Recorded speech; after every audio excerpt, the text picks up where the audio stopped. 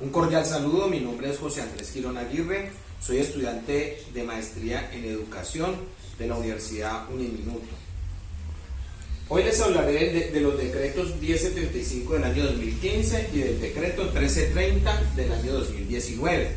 En este hablaré desde la educación básica y media, y en el otro estaré hablando de la educación enfocada en la educación superior.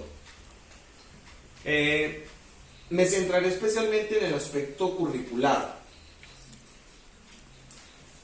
Bueno, para empezar, cabe resaltar que el decreto 1075 del año 2015 es un instrumento valioso en el contexto educativo, porque es allí donde se encuentra compilado todo lo relacionado con las normas y pautas vigentes en cuanto a decretos que rigen en toda la educación del ámbito colombiano.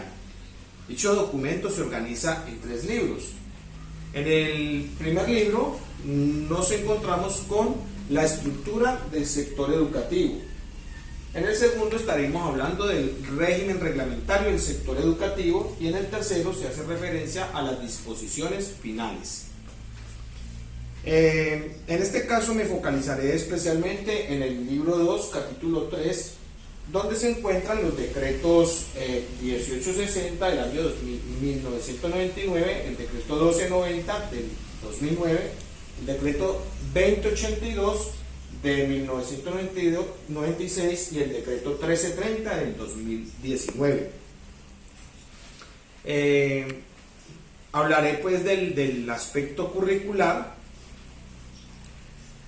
Para esto se hace necesario pues remitirme al capítulo 1 del título 3 de la sesión 4, donde se menciona lo que se llama el proyecto educativo institucional, conocido como el PEI.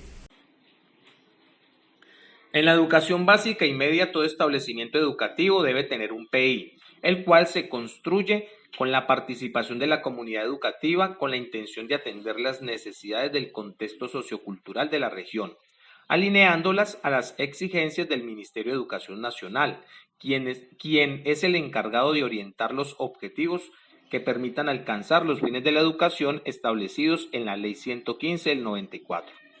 Para poner en marcha el PEI se requiere de la estructuración de un currículo pertinente fundamentado en un modelo pedagógico que permita abordar la educación desde un paradigma educativo, desde donde se direccionan todos los procesos de enseñanza-aprendizaje, siendo el educando el centro de atención, quien se encuentra bajo la responsabilidad del Estado, la sociedad y la familia, encargados de su educación obligatoria, de acuerdo con lo definido en la Constitución Política y la Ley 115. Volviendo al currículo, este es definido por el Ministerio de Educación como el conjunto de criterios, planes de estudios, programas, metodologías y procesos que contribuyen a la formación integral y a la construcción de la identidad cultural nacional y regional, local, incluyendo también los recursos humanos, académicos, físicos, para poner en práctica las políticas y llevar a cabo el proyecto educativo institucional.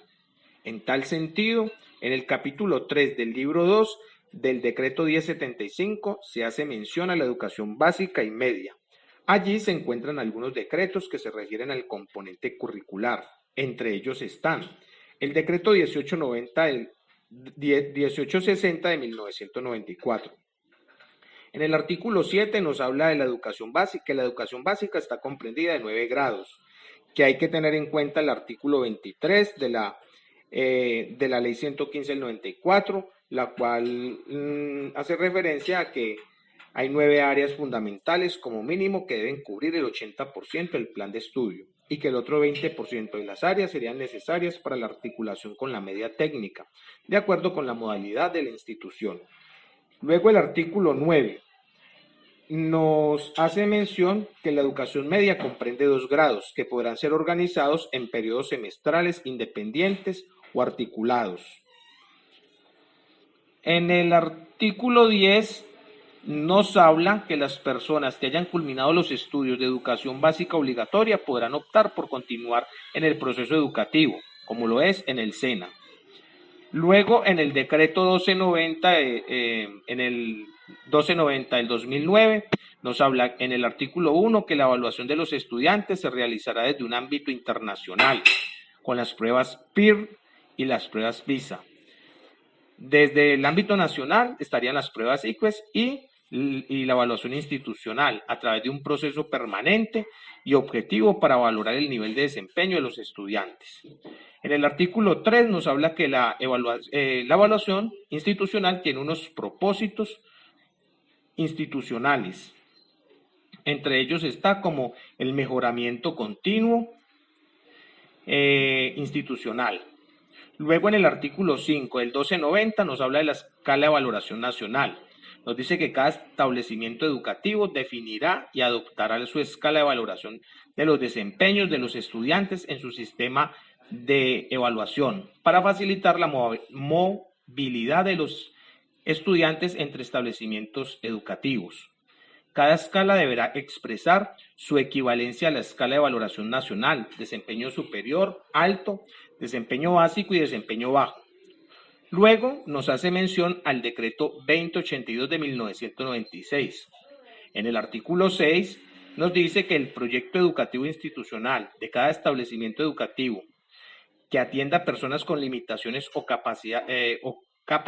con capacidades o talentos excepcionales se especificarán las adecuaciones curriculares, organizativas, pedagógicas, de recursos físicos, tecnológicos, materiales educativos, de capacitación y perfeccionamiento docente. Luego, ya para finalizar, me haré referencia al decreto 1330 del 2019. Este se enfoca más que todo en el aseguramiento de la calidad de la educación superior. También nos dice que es el conjunto de instituciones e instancias definidas por el marco normativo vigente que se articulan por medio de políticas y procesos diseñados con el propósito de asegurar la calidad de las instituciones de sus programas, haciendo mucho énfasis en el campo investigativo. Entre los aspectos curriculares que allí se mencionan, nos dice que cada institución deberá diseñar el contenido curricular del programa según el área de conocimiento, en coherencia con las modalidades.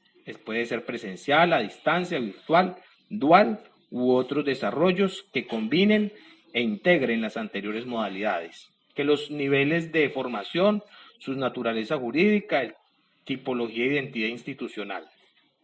Y nos dice que esto deberá contar con por lo menos los componentes formativos, los componentes pedagógicos, los componentes de interacción,